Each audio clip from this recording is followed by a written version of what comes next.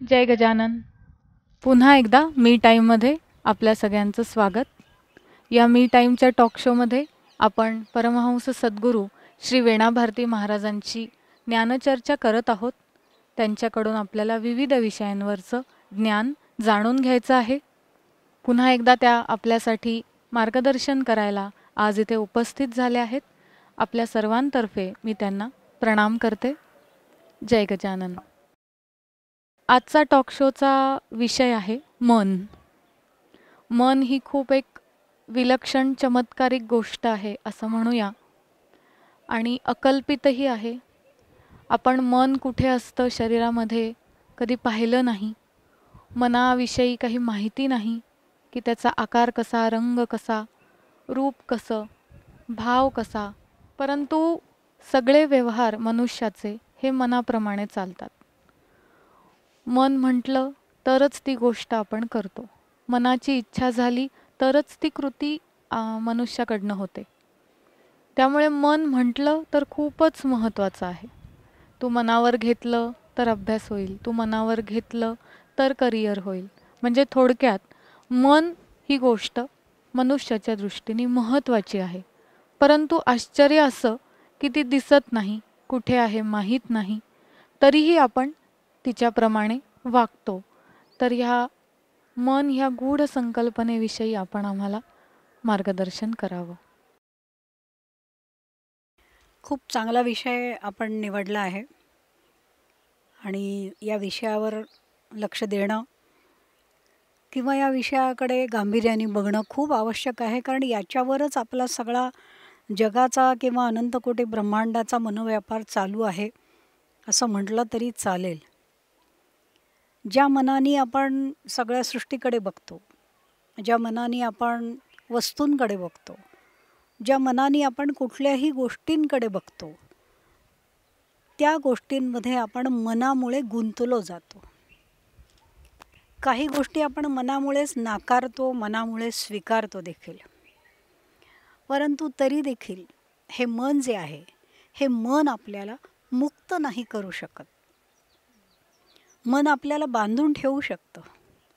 मन आपल्याला एखाद्या गोष्टीकरता तयारही करू शकतं किंवा मन आपल्याला तयार झालेल्या एखाद्या गोष्टीतनं बाजूलाही ओढू शकतं. त्यामुळे ह्या मनाला आपल्याला नियंत्रणामध्ये ठेवणं आवश्यक असतं. तोपर्यंत मनाला आपण नियंत्रणामध्ये ठेवलं पाहिजे जोपर्यंत मनाला विवेक समजत नाही. त्याला साधू, संन्यासी, सद्गुरू हे निरक्षीर विवेक असं म्हणतात की जोपर्यंत मनाला दूध काय आहे, पाणी काय आहे हे कळत नाही, तोपर्यंत मनाला नियंत्रणामध्ये ठेवावं. आणि मग नियंत्रणामध्ये ठेवण्याकरता आपल्याला सगळे पूजाविधी, आपली दिनचर्या, भूमीला नमस्कार करण्यापासून रात्री झोपताना चंद्राला नमस्कार करण्यापर्यंत ही मनाला नियंत्रण करण्याकरता दिली. का? तर मनाने सतत या मर्यादेत राहावं. का बरं? तर नाही तर ते मोकळं आहे. मन ही काही वस्तू नाही, मन हे काही द्रव नाही, मन हे काही जडही नाही, मन हे काही बद्धही नाही, मन हे वाटी नाही, चमचा नाही, पेला नाही, फूल नाही, पान नाही, काही नाही, पण मन आहे. आता आपण एक उदाहरणामधून जर बघायचं झालं की मन काय आहे हे चटकन समजणं तसं अवघडच आहे. कारण मन प्रचंड गुंतागुंतीचं आहे आणि प्रत्येकाचं या जगामध्ये सगळ्यांचे निसर्गाप्रमाणे जर धर्म एक असले तरी मन मात्र वेगळं वेगळं आहे.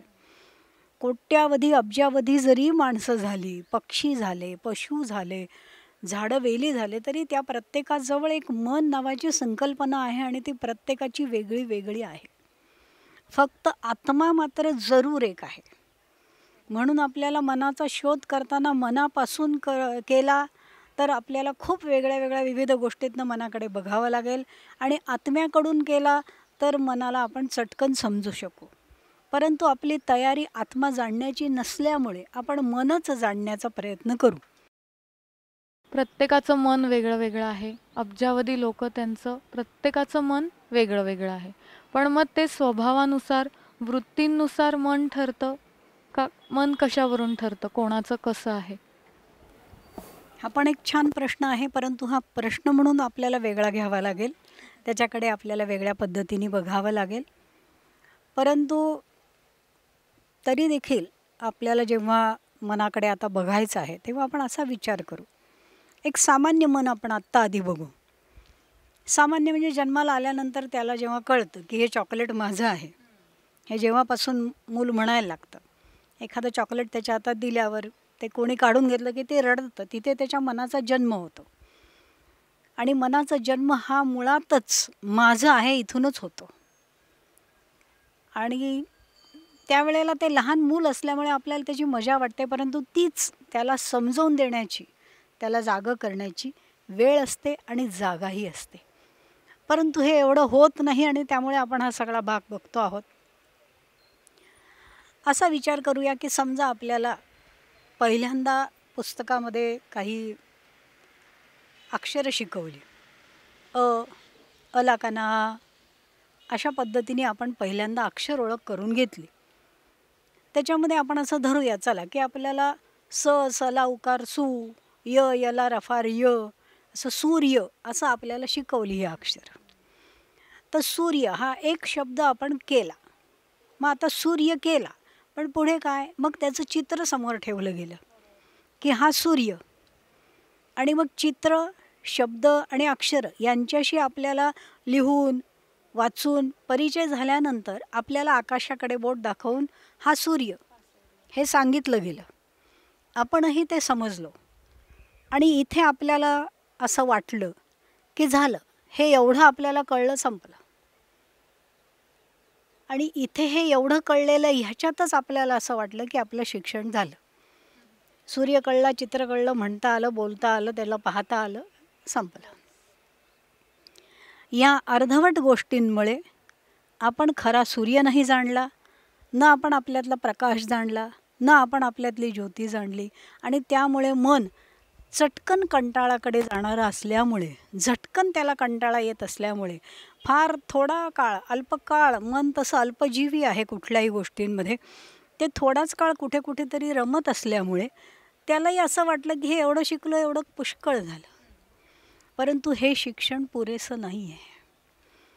आता मन इथनं उठलं, त्याला कळलं सूर्य मला कळला, परंतु सूर्य आजही कुणालाही कळलेला नाही. सूर्य कुणीही आजही जाणलेला नाही आहे. म्हणजे याचा अर्थ काय आहे की मनाने आपल्याला पूर्ण सखोल शिक्षण हे मनाने नाही घेता येत. वरवरचं शिक्षण, वरवरची माहिती आणि वरवरचा तात्पुरता आनंद आपण मनाने एक वेळ घेऊ शकू, परंतु संपूर्ण आनंद, निज आनंद हा आपल्याला मनाकडून नाही घेता येणार. त्या मनाला मागे टाकल्याशिवाय तो आनंद आपण घेऊ नाही शकणार. आता दुसरं आपण बालपणीचंच उदाहरण घेऊ. बालपणीचं का बरं घ्यायचं? कारण मनाला सक्षम करण्याची वेळ ही बालपणाचीच असते. बालपणीच मनाला आपल्याला असं वाटतं की हे लहान मुलं, ह्याला कसं समजावून सांगावं, परंतु त्याला बोलता कमी येत असतं.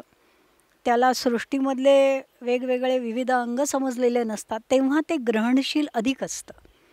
आणि तेव्हाच त्याला या सगळ्या गोष्टींमधलं सत्य म्हणजे कुठल्याही वस्तूचं यथार्थ ज्ञान हे द्यायला हवं आहे.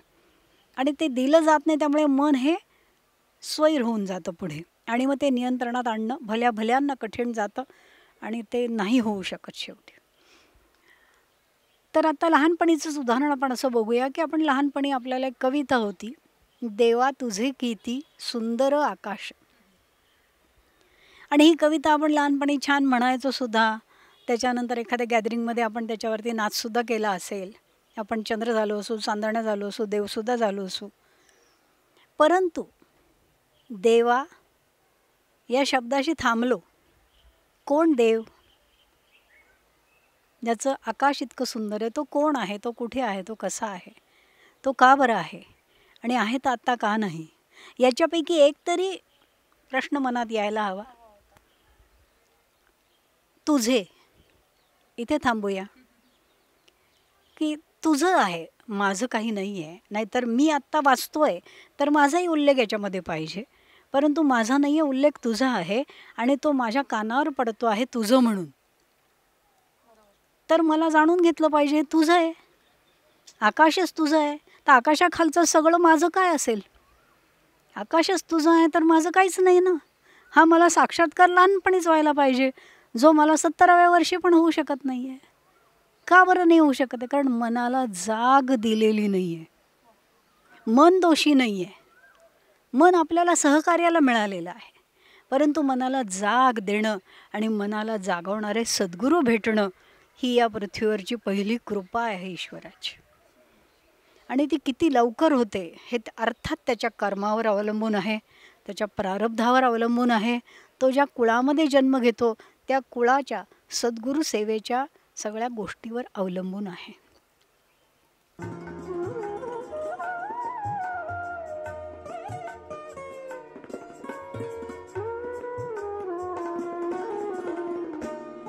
मित्रमैत्रिणींनो, कपिकूल आपल्यासाठी घेऊन आलेला आहे विविध ऑनलाईन फिटनेस कोर्सेस.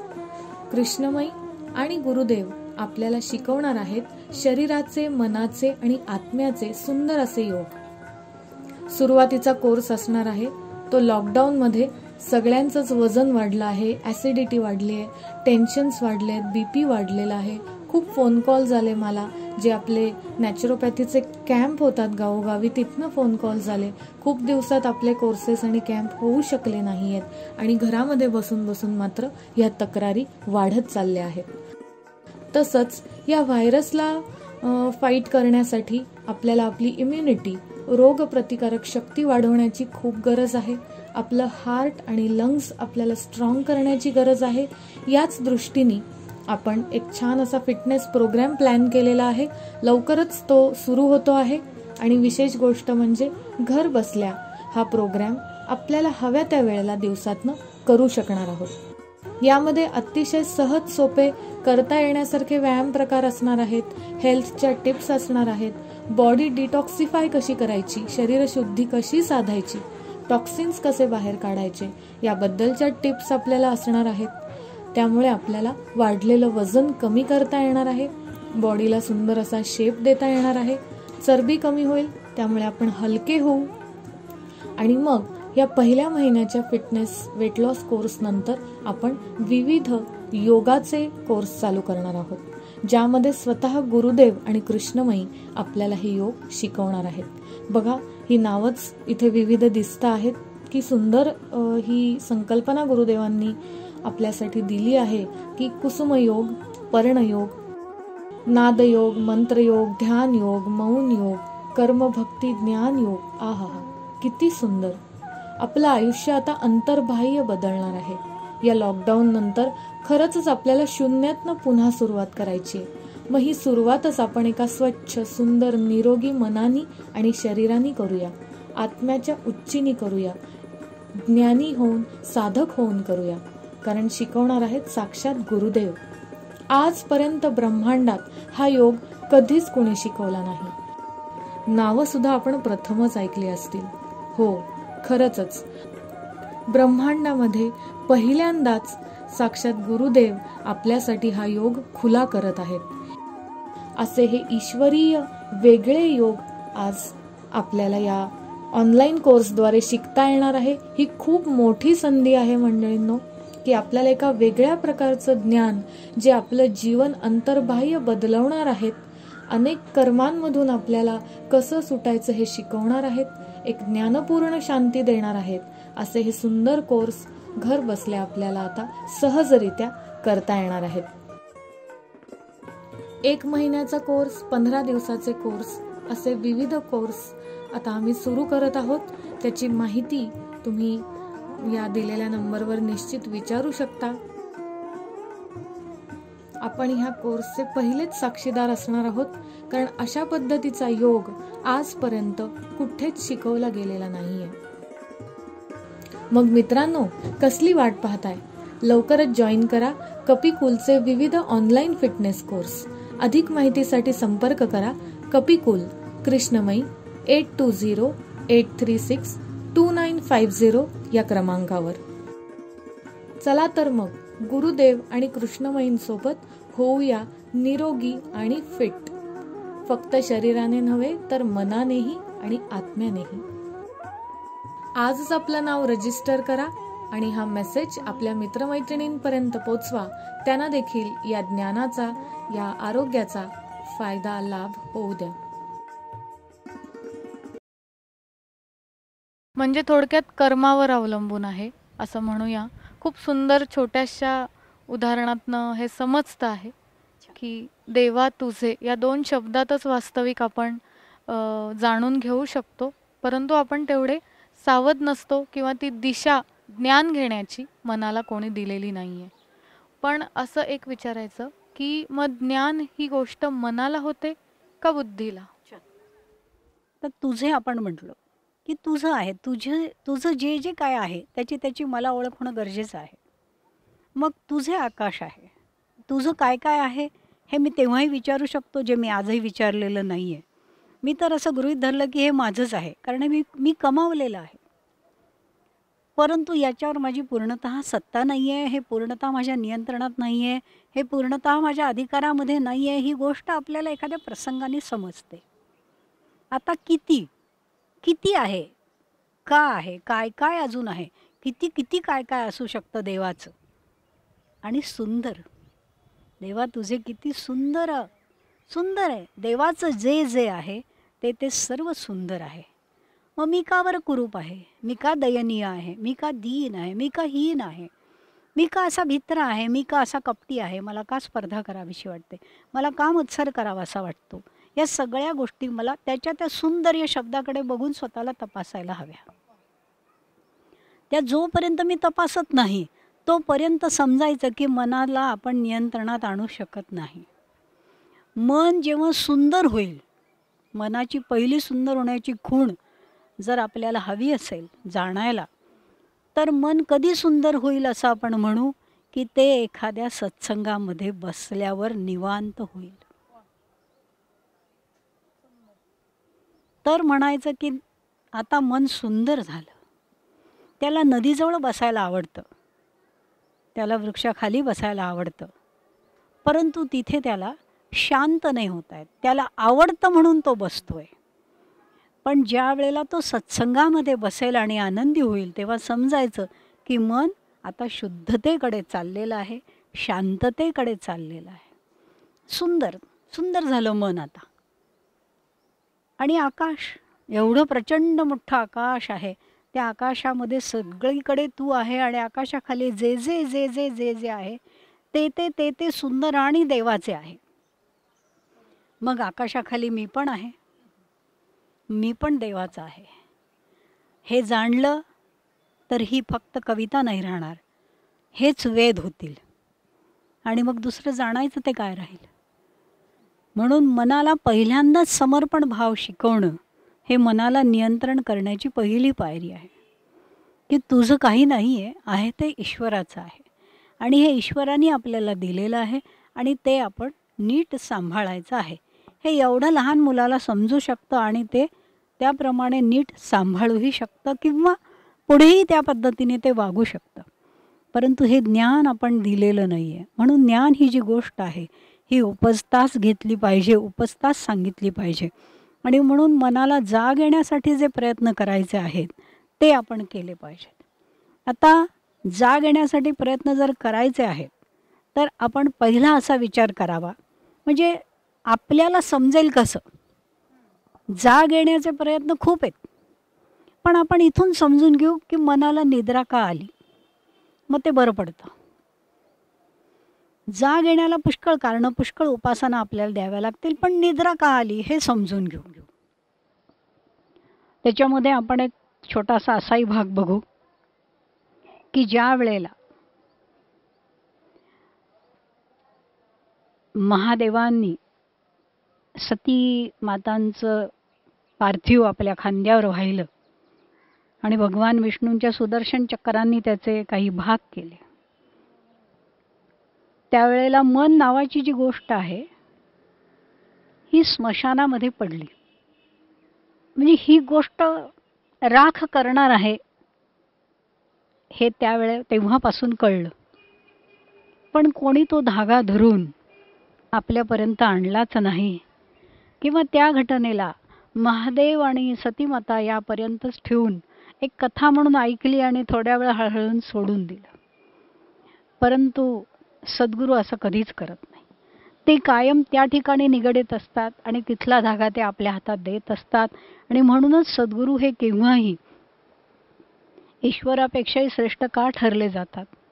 कारण ते ईश्वराचाही धागा धरून ठेवणारे असतात आणि सामान्य माणसाचाही, जीवाचाही धागा त्यांनी धरून ठेवलेला असतो आणि कधीही दोन्ही धागे ते एकत्र करून मुक्त करू शकतात. मन स्मशानामध्ये पडलं आणि त्याची राख होणार आहे हे तेव्हाच समजलं आहे, परंतु तरी देखील आपण त्या मनाच्या मागे जाऊनच सगळ्या घटना, सगळ्या गोष्टी करतो. निद्रिस्त मन कसं झालं तर कर्म जड आहे. तर कर्म का बरं जड आहे? आपण काय अशा प्रकारचं कर्म केलेलं आहे की मन जड अवस्थेमध्ये झालं, मूढ अवस्थेमध्ये गेलं, बद्ध अवस्थेमध्ये गेलं आणि त्याला स्वतःला सोडवण्याची म्हणजेच मुमुक्षु होण्याची तळमळ लागत नाही आहे. तर मन जड अशामुळे झालं आहे की आपल्याला केलेल्या कर्माचे परिणाम माहिती नसतात. त्यामुळे आपण पटापट पटापट पटापट पटापट कितीतरी कर्म अशी करत असतो की ज्याच्या परिणामांची जर फळं भोगायची वेळ आली तर ती निश्चितपणे दुःख, संघर्ष, समस्या यांकडेच वळणारी असतात. म्हणून आपल्याला म्हणतात सुद्धा पूर्वीचे लोक की सुख पाहता जवा पडे, दुःख पर्वता एवढे. परंतु ती चूक आपल्या मनाची आहे. मनाला कळलं नाही, मनाला खूप पुढे नाही बघतायत. ते कल्पना करू शकतं परंतु त्याला खूप दूरदृष्टी किंवा द्रष्ट असं नाही म्हणतायत.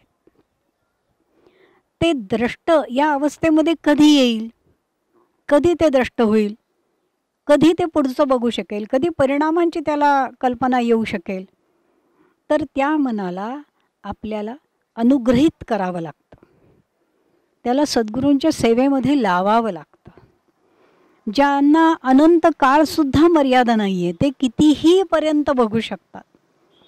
म्हणजे एक वेळ सृष्टी संपेल परंतु दृष्टी संपणार नाही इतकं जेव्हा सद्गुरू बघू शकतात, अशांच्या बरोबर सदोदित राहून सदोदित त्यांच्या सेवेमध्ये नतमस्तक पद्धतीने सेवा करणं, यांनी मन हळूहळू हळूहळू पुढचं बघायला शिकतं. आणि पुढचं बघणं म्हणजे काय? काय आहे पुढचं बघणं? म्हणजे उद्या काय घडेल हे बघायचं आहे का आपल्याला? तसं नाही. किंवा आपलं पुढे काय भविष्य होणार आहे बघायचं आहे का? नाही. तर मोक्ष मार्ग, मुक्तीचा मार्ग, सद्गुरू सेवेचा मार्ग हा पुढे खुला आहे. बाकी सगळे हे बंद आहेत, तात्पुरते आहेत. मृत्यूने ते खंड होणार आहेत, ते बंद होणार आहेत. किंवा अहंकाराने देखील दारं उघडणार नाही आहेत. त्यामुळे बघणं पुढे कुठे आहे तर सद्गुरू सेवेतच पुढे बघणं आहे. मग सद्गुरू सेवेत जर पुढे बघणं आहे तर देवा तुझे किती सुंदर आकाशच आहे.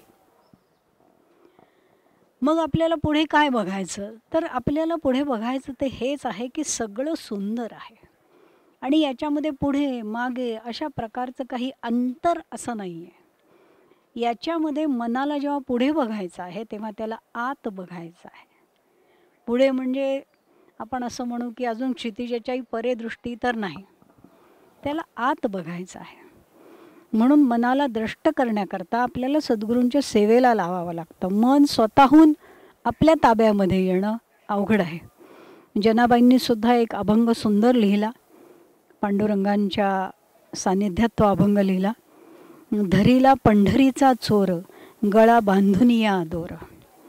त्यात त्या म्हणतात, शब्दे केली जुडाजुडी, विठ्ठल पायी घातली बेडी. त्यांनी सुद्धा हाच प्रयत्न केला की मी सर्व प्रकारे शब्दाने जायचा प्रयत्न केला, मी अजून माझ्या सर्व गोष्टींनी जायचा प्रयत्न केला, परंतु मी विठ्ठलाला जाणू नाही शकले.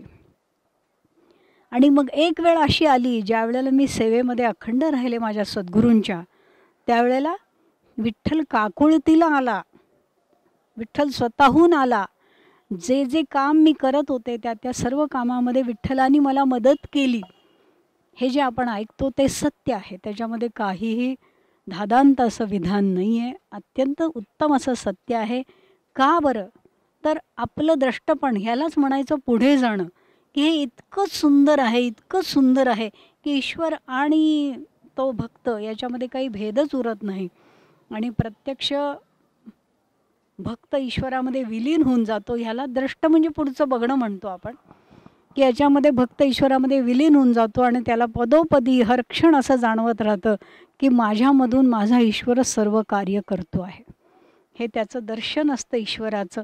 जे उपनिषदांनी दर्शन म्हणून एक वेगळा भाग निर्माण केलेला आहे. म्हणून आपण हा भाग बघायचा आहे की आपलं कर्म जड का आहे. तर कर्म जड कसं आहे तर त्याचं आपण एक छोटं उदाहरण घेऊ. समजा आपण कोणी आपल्याकडे आलं आणि आपण दार उघडलं तर हसणं आपलं स्वाभाविक आहे. परंतु आपण दार उघडल्यानंतर हसत नाही. का बरं? म्हणजे काहींमध्ये काही जण हसतही असतील परंतु आपण जड कर्माचा विचार करतोय म्हणून आपण हे उदाहरण घेतोय की दार उघडलं हसणं काही नाही, काय आहे? असं आपण विचारतो. हसणं आपल्या हातामध्ये आहे, हसण्याला काही मोल नाही लागत आहे. आपलेच ओठ आहेत, थोडेसे विलग केले तर छान समोरच्यालाही छान वाटणार आहे, स्वागत सुंदर होणार आहे, आपण आपला अतिथी धर्म पाळल्यासारखं होणार आहे. परंतु तिथे आपण गंभीरपणाने काय आहे असं विचारतो. का बरं? कारण आपला अहंकार सावध आहे. समोरच्याचं कितपत स्वागत करायचं हे आपण अगोदर ठरवलेलं आहे. आणि अहंकार आणि मन असं मिळून जो घडतो तो मानव त्याची राख होते. आणि अहंकार विलय होऊन मन संपूर्ण शरणागत होऊन मन संपूर्ण समर्पित होऊन जे घडतं त्याची संजीवन समाधी होते. म्हणून आपण आपलं कर्म जड करू नये. आधी आपण जडबद्ध अशा स्थितीतच जन्माला आलेलो आहोत. आपण जन्माला यायला देखील पूर्णपणे 9 महिन्यांचा अवसर घेतलेला आहे. आणि आता जन्मल्यानंतरही आपण कित्येक महिने कित्येक वर्ष तसेच निघून जात आहेत परंतु आपण त्या अवसराची संधी करत नाही आहोत. म्हणून जड गोष्टी आपण करायच्या नाही आहेत, त्या मुळातच आपण करून घेऊन आलेलो आहोत. म्हणून मन निद्रिस्त आहे का तर ते जड आहे, एकतर ते शरीरामध्ये बद्ध आहे. बरं, या मागच्या जन्म आता परत इथे हाही विषय येईल आपल्याला की जन्म पुनर्जन्म हे आहे का. परत विषयातनं विषय होतील परंतु आपण त्याचं उत्तर आत्ताच इथे देऊया आणि नंतर त्या विषयांवर आपण सविस्तर बघू की पुनर्जन्म हा आहे. कारण सगळ्यात महत्त्वाचा भाग आहे की कोणी जन्मत पण नाही, कोणी मरत पण नाही. एक उदाहरण आपण द्यायचं झालं तर समजा आत्ता जे कोणी समोर आहेत आणि जे आत्ता आपले पूर्वज आपल्याजवळ नाही आहेत तर असं म्हणूया की आपले वाडवडील आपले पूर्वज पडद्याआड गेलेत. पण पडद्याआड त्यांचं चालूच आहे. जसा एखादा नट असतो त्याचा तो भूमिका करायला येतो, त्याची भूमिका झाली की तो पडद्यामागे निघून जातो. तो काही गेलेला नाही आहे, तो फक्त आत्ता त्या व्यासपीठावर नाही आहे, तो पडद्यामागे आहे. त्याचं चहा पिणं चालू आहे, त्याचं काय गाणी गाणं चालू आहे, तो मित्रांशी बोलतोय हसतोय, त्याची सृष्टी चालू आहे. तुम्हाला तो दिसत नाही आहे. म्हणून या पृथ्वीवरती कोणीच प्राणी, कोणीच पक्षी, कोणीच मरत नक्की नाही आहे. मृत्यू नाही आहे. आणि मृत्यू नाही आहे म्हटल्यानंतर त्याची जी जोड आहे जन्म ती पण नाही आहे. हे फक्त वस्त्रांतरण नक्की आहे. परंतु या संपूर्ण वस्त्रांतरणामध्ये मन मात्र असतं सोबतीला. मन सोबतीला असतं आणि त्या सोबतीसाठीच मनाला केव्हाही चांगल्या संगतीत ठेवून त्याचं जडत्व कमी करणं हे पहिलं आपलं प्रधान कार्य आहे, प्रधान कर्तव्य आहे. जसं शाळेमध्ये एखाद्या हुशार मुलाजवळ खोडकर मुलगा बसवतात का तर या मुलामुळे हा मुलगा सुधारेल.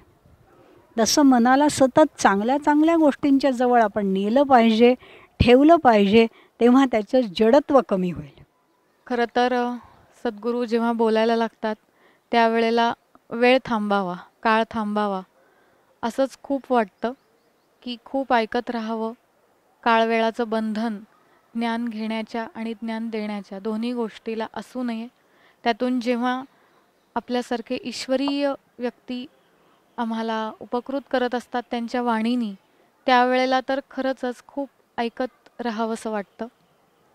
परंतु आपण ही जी मनाविषयीची ज्ञानचर्चा आहे ती अशीच काही दिवस अखंड चालू ठेवू. कारण मन हा खूप मोठा विषय आहे, तो आपल्याला खूप खोलवर जाणून घ्यायचा आहे. कारण आपले सगळे व्यवहार हे मनाशीच चालतात. आज जे सद्गुरूंनी सांगितलं त्याचं थोडं सार आपण असं समजूया की शरीर वस्त्र बदलतो, त्या प्रत्येक वेळेला मन सोबत असतं.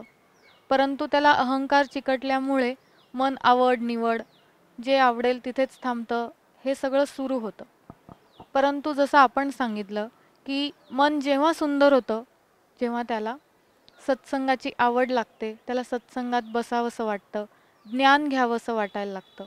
म्हणून आपल्याला मनाला ही आवड लावावी लागेल, जी की आपल्या ह्या कार्यक्रमातनं एक छान सुरुवात झाली आहे की ज्ञानाकडे, जिज्ञासेकडे हळूहळू तरी ओढा किंवा आवड वाढीस लागेल. मनाला चांगली संगत दिली पाहिजे, चांगली सत्संगाची आवड लावली पाहिजे, तर मन नियंत्रणामध्ये येईल. अन्यथा मन आत्ता जे जे मागतं आहे ते आपल्याला मात्र राखेकडे नेणारं आहे. खूप बारकाईने मनाला पाहूया, कारण मनच आपल्याला मुक्तिमार्गाकडे नेणार आहे. परंतु त्याला न्यायला लावण्याकरता आपल्याला प्रयत्न मात्र करावे लागणार आहेत. ते सहज चटकन आपणहून नाही जाणार. आता इथे आपल्याला प्रश्न जो आहे जड, त्याचा अभ्यास असा करा. शाळेमध्ये आपण गेलो की आपलं अभ्यासाच्या ऐवजी खेळाकडे लक्ष जास्त असतं. अभ्यास करा, अभ्यास करा, अभ्यास करा असं आपल्याला सांगावं लागतं. पण अरे खेळा जरा, अरे खेळा जरा असं कधीही सांगावं लागत नाही.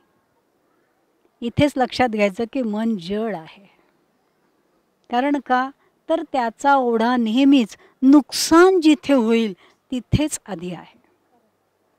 आणि याचा सगळ्यात जास्त खंत हे संत, साधू, संन्यासी, सद्गुरू यांना आहे. साक्षात ईश्वराला देखील ही खंत आहे.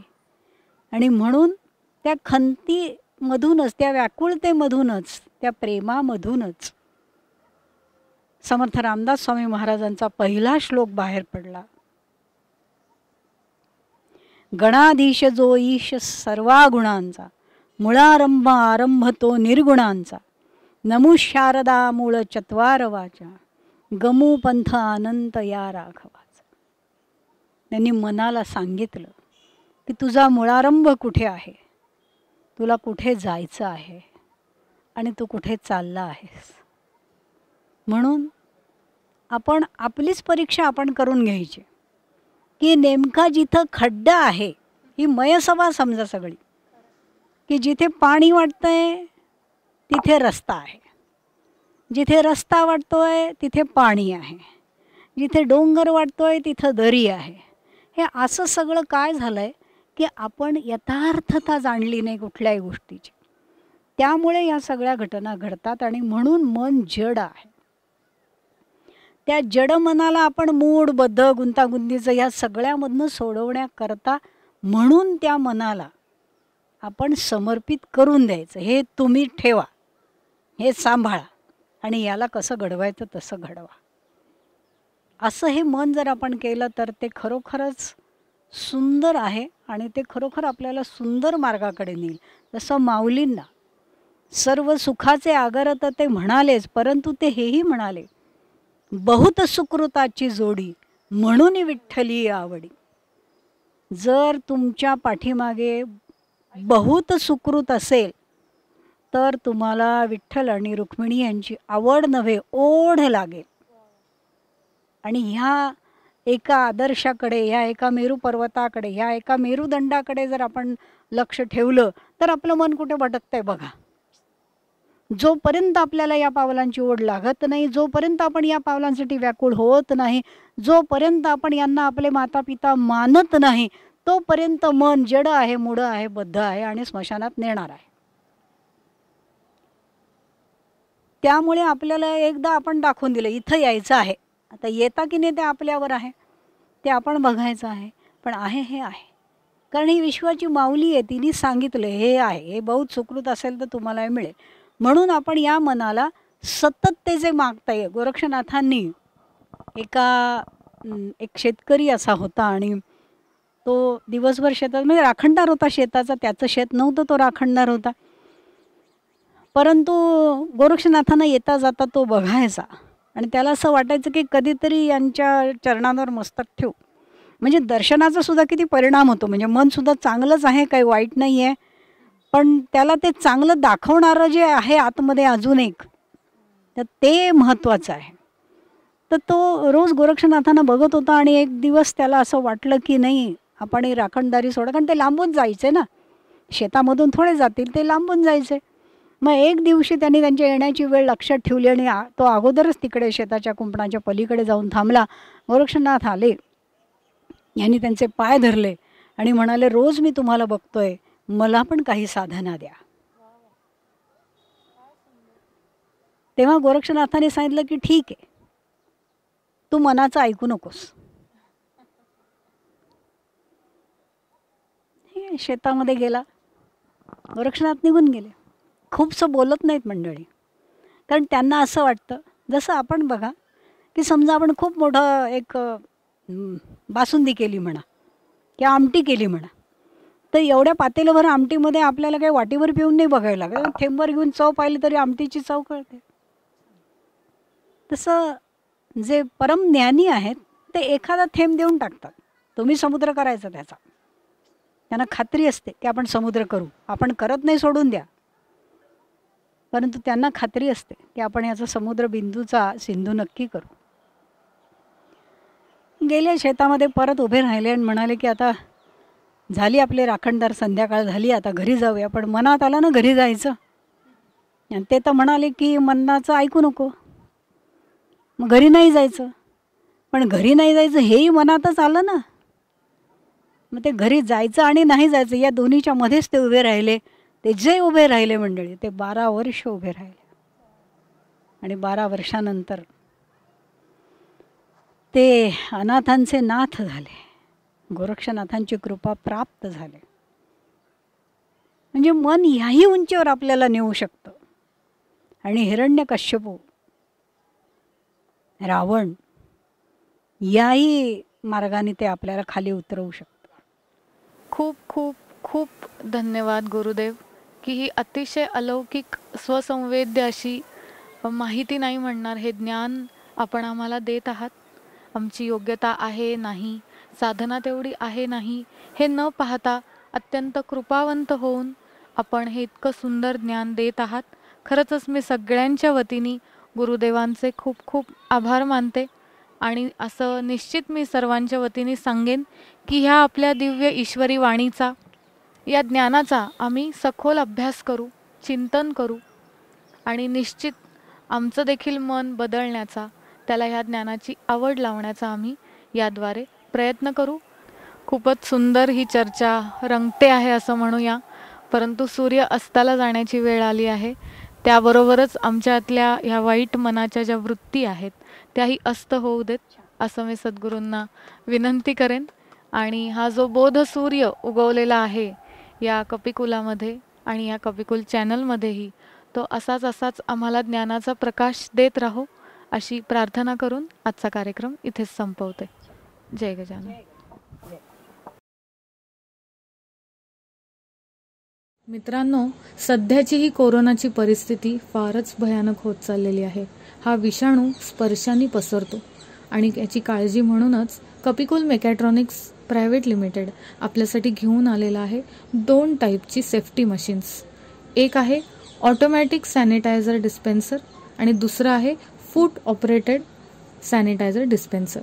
ही 2 मशीन्स आहेत ज्यामध्ये आपल्याकडे येणारी व्यक्ती, मग ती घरी येणारी असो, दुकानात असो, मॉल असो, शॉप असो, क्लिनिक असो, हॉस्पिटल असो, बँक असो, हॉटेल असो, कुठेही जी बाहेरून येणारी व्यक्ती आहे ती पूर्णतः सॅनिटाईज होऊन यावी यासाठी हे ऑटोमॅटिक सॅनिटायझर डिस्पेन्सर आहे. त्या व्यक्तीला आल्यावर ऑटोमॅटिक ते सॅनिटाईज शॉवर होतं आणि मगच सेफ होऊन व्यक्ती आतमध्ये एंटर करते. हा एक प्रकार. आणि दुसरा जो प्रकार आहे तो अतिशय छोट्या पद्धतीचा, की जो फूट ऑपरेटेड आहे. पायानी आपण ते बटन दाबल्यानंतर हातावर डिस्पेन्स होणार आहे. तर ही दोन्ही मशीन आपल्याला आपल्या सेफ्टीसाठी खूप आवश्यक आहेत आणि ती आम्ही आमच्या गुरूंच्या प्रेरणेने बनवलेली आहेत. जर आपल्याला घरी किंवा सोसायटीमध्ये कुठेही हे ऑर्डर द्यायची असेल या मशीनची, अधिक माहितीसाठी पण आणि ऑर्डरसाठी पण आम्हाला जरूर या दिलेल्या नंबरवर कॉल करा. जय गजानन.